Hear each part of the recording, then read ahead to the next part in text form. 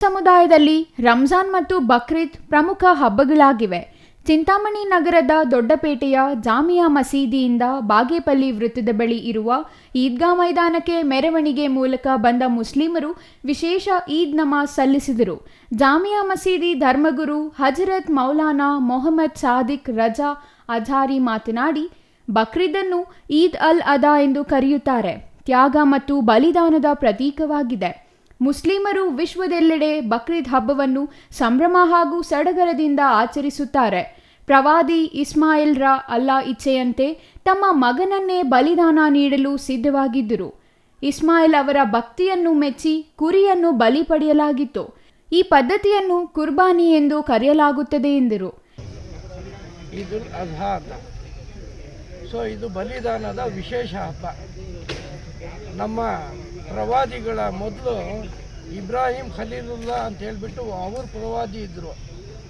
ಅವ್ರಿಗೆ 90 ಇಯರ್ಸಲ್ಲಿ ಮಗು ಆಗುತ್ತೆ. ಆ ಮಗುನ ಅಲ್ಲಾಹ್ಗೆ ಬಲಿ ಕೊಡಲು ಅಲ್ಲಾಹಿಂದ ಸೂಚನೆ ಬರುತ್ತೆ.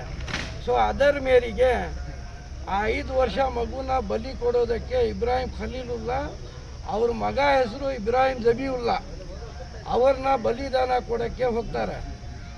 ಅಲ್ಲಾ ಅಂದರೆ ಅಧಿಪತ್ಯ ಒಬ್ಬನೇ ಇರೋದು, ಈ ಪ್ರಪಂಚ ಸೃಷ್ಟಿಕರ್ತ.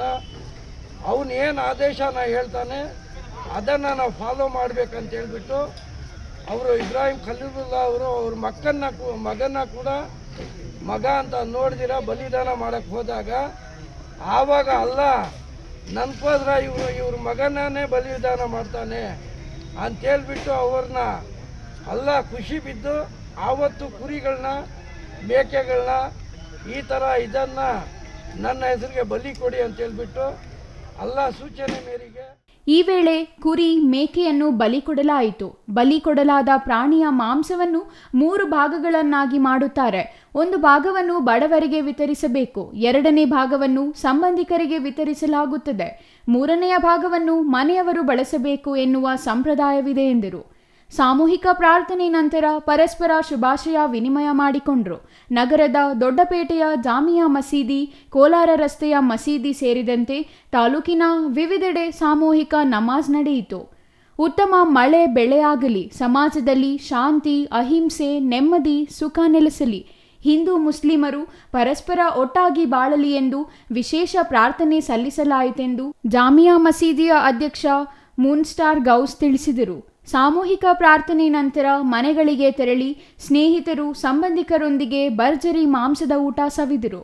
ಯಾವುದೇ ಅಹಿತಕರ ಘಟನೆಗಳು ನಡೆಯದಂತೆ ಪೊಲೀಸರು ಸೂಕ್ತ ಬಂದೋಬಸ್ತ್ ಮಾಡಿದರು. GL Shankar, CTV news, Chintamani.